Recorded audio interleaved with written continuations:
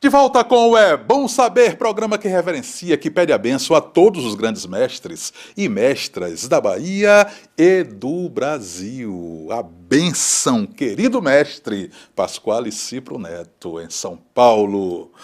Meu querido irmão, esse grande promotor da língua portuguesa, de todas as suas variáveis e de todos os seus caminhos. Daqui da Bahia, agradecido pela sua existência. E agora vamos à interaula, vamos sim, claro, vamos à pegada do Enem, vamos à maneira como a sua prova vai abordar a questão, o assunto. Estruturas produtivas. Eita aulão que está à sua espera. Olho na tela. Diga, galera, eu sou Jorge França, professor de História, professor de Sociologia, e esse é o Robson Souza, grande professor de Geografia aqui da Bahia.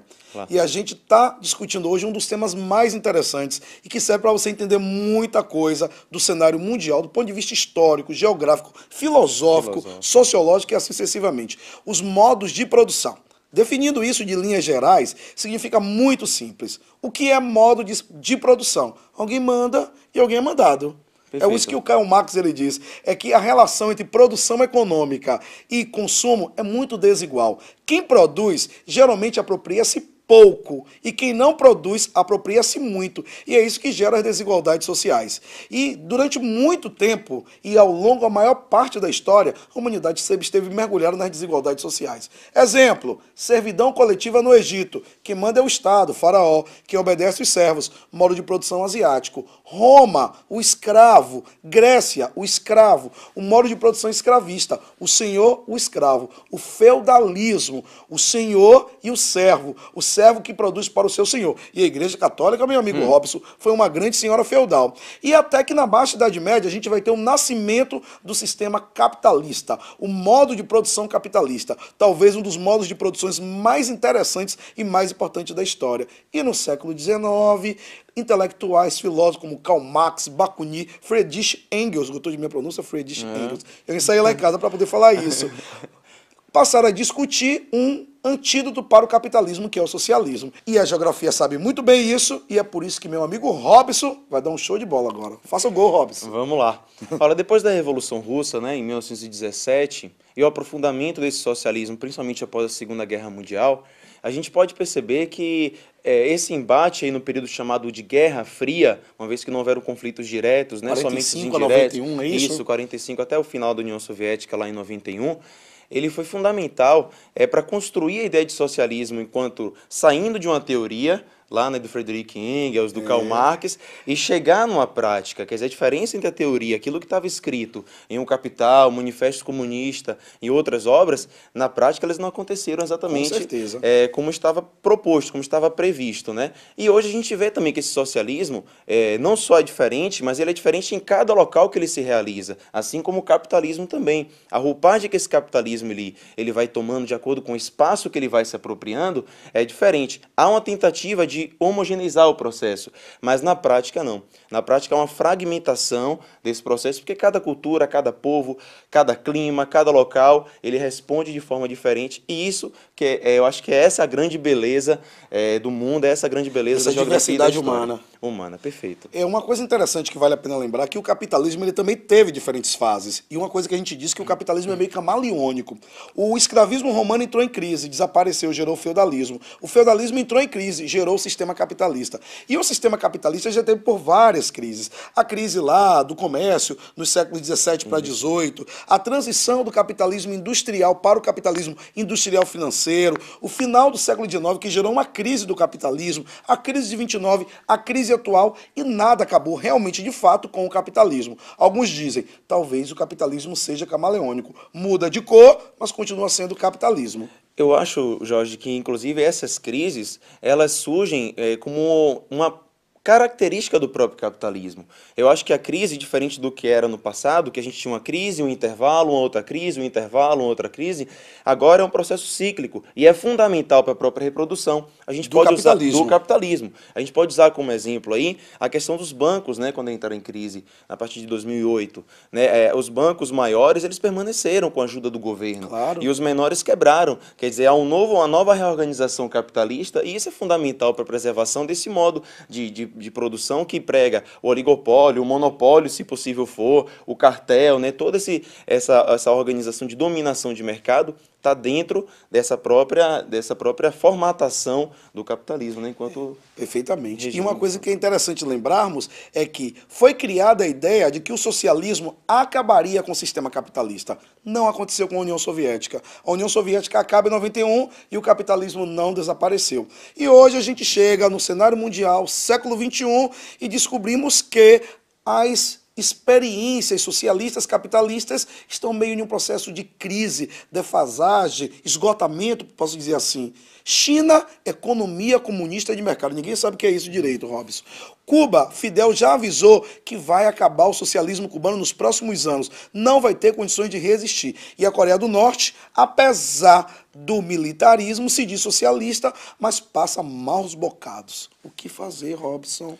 Eu acho que a gente vai ter que esperar um pouquinho aí e ver muitas mudanças nesse processo, né? A China é a prova mais clara aí de abertura da economia, ainda com a força do Estado sobre ele, né? Como você falou, Cuba, a Coreia do Norte. Você tem aí cenários muito diferentes que vão responder de forma diferente também. Eu acho que isso a gente pode perceber, e pode perceber também, Jorge, que esse capitalismo não deixa barato para o socialismo, uma vez que pressiona com todas as suas Com certeza, formas. mercado, consumo, Exatamente, consumo. né? A gente pode falar em Cuba, por exemplo, a indústria do turismo. Né? A indústria do turismo é capitalismo. Com certeza. Né? Então a gente pode falar lá na Coreia do Norte, dinheiro inclusive de brasileiros que estavam sendo investidos lá, que a gente acabou de ficar sabendo de informações sobre isso. Então tudo isso acaba mostrando pra gente que esse socialismo não tem tanto essa cara bonitinha como para muitos parece, né? Anotou aí? Não esqueçam.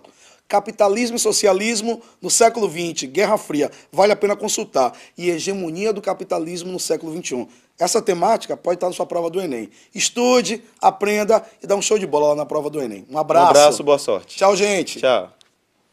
Professor Carlos Eduardo, Cadu, querido, Jorge France, esse grande mestre de história, ciências políticas, enfim, esse poço de sabedoria, que aula vocês deram. Eu quero mais, sempre mais. Valeu, meu querido, é isso aí, isso é bom saber, juntando as grandes cabeças para que você tenha a melhor aula. A palavra é show, não para aí. Vamos buscar agora a palavra Arcade. Vamos para o período colonial brasileiro e vamos trazer Cláudio Manuel da Costa, Soneto.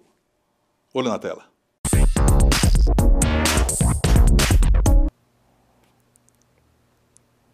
Ai, Nise amada,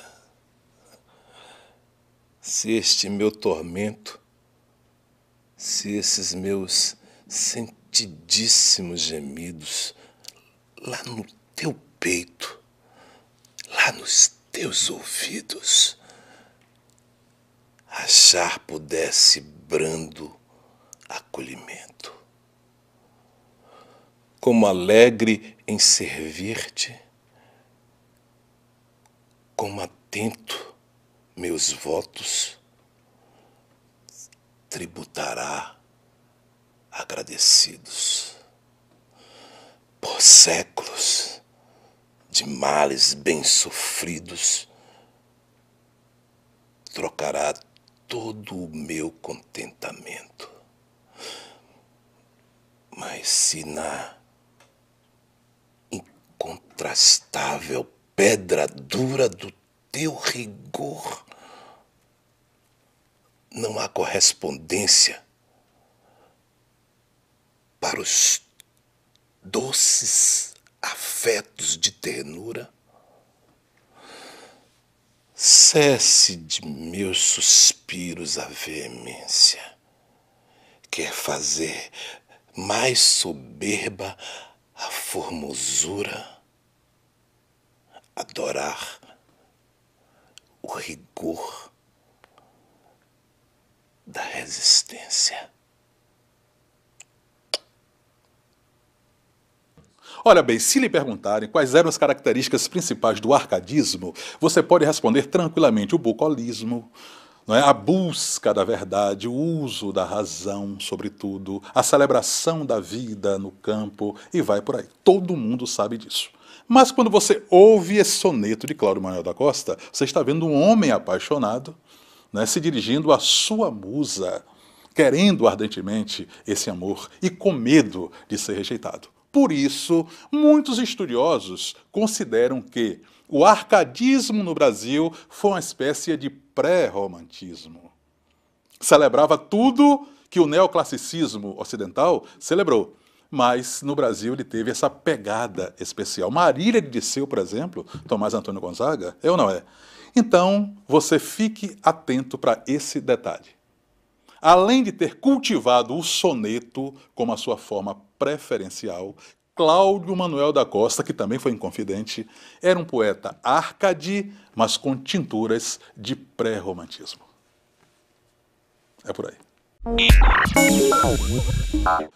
Dodge Sol! Oh, Dodge, meu Deus do céu! Puxa vida, você entra aqui nessa tela e a gente fica arrepiado. Obrigado, hein, irmão? Grande interpretação. Que beleza.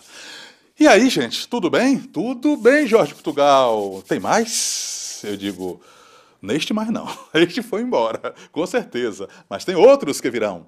Por enquanto, saia da tela e entre no computador, na internet. Você vai ter lá, ó, www.educação.ba.gov.br. Vai ter também www.tossabendomais.com.br. Mergulhe, estude, navegue inteligentemente, que eu estou daqui torcendo por você.